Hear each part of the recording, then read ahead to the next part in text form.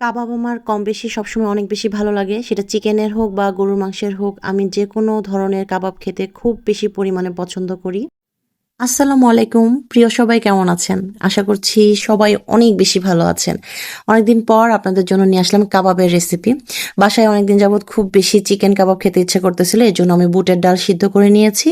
আর হচ্ছে মুরগির বুকের মাংস পিস পিস করে নিয়েছি। এখন আমি সব রকম মসলা দিয়ে নিলাম। পেঁয়াজ, কাঁচামরিচ কুচি করে নিয়েছি। আর হচ্ছে হলুদ, মরিচ, ধনিয়ার গুঁড়া সব রকম মসলা, আদা রসুন বাটা যা কিছু লাগে, জিরা বাটা মিক্স করে নিয়ে পরিমাণ মতো পানি দিয়ে এটা জাল দিয়ে নিব। এমনভাবে জাল করে নিব যেন একদম এরকম শুকনো শুকনো হয়ে যায়। দেন আমি এখান থেকে সকল তেজপাতা এবং গরম মশলাগুলো বেছে উঠিয়ে অন্য সাইডে ফেলে দিব।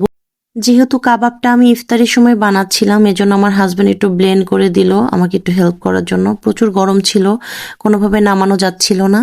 তো ব্লেন্ডার থেকে সবগুলো উপকরণ নামিয়ে নিয়েছি। আবারও পেঁয়াজ কুচি দিয়ে দিলাম, একটু মরিচ কুচি দিলাম, পরিমাণ মতো আবারও লবণ দিলাম, একটু ধনিয়া এবং জিরার গুঁড়া দিলাম, আর একটা ডিম নিয়ে নিলাম। এটার সাথে আমি খুব সুন্দর করে মিক্স করে নিব। এত সুন্দর করে মিক্স করব যেন এর আর কি কাবাবের শেপ দিতে পারি। কাবাবের শেপ করে নেওয়ার পরে আমি গরম তেলে, ফুটন্ত গরম তেলে ভেজে নিচ্ছিলাম। আপনারা অনেক বেশি ক্রিস্পি করে খাওয়ার জন্য এটার সাথে চালের গুঁড়া অ্যাড করতে পারেন। আমি চালের গুঁড়াটা স্কিপ করেছি। অনেক বেশি মজা হয়েছিল। এখন ভয়েস দেওয়ার সময় আবারও খেতে ইচ্ছে করতেছিল। সেদিন আমি পোলাও করেছিলাম, গরুর মাংস ভুনা করেছিলাম ইফতারিতে, সেই সাথে কাবাবটাও করে নিয়েছিলাম। তো আজকে এ পর্যন্তই। সবাই ভালো থাকবেন, সুস্থ থাকবেন। আল্লাহ হাফেজ।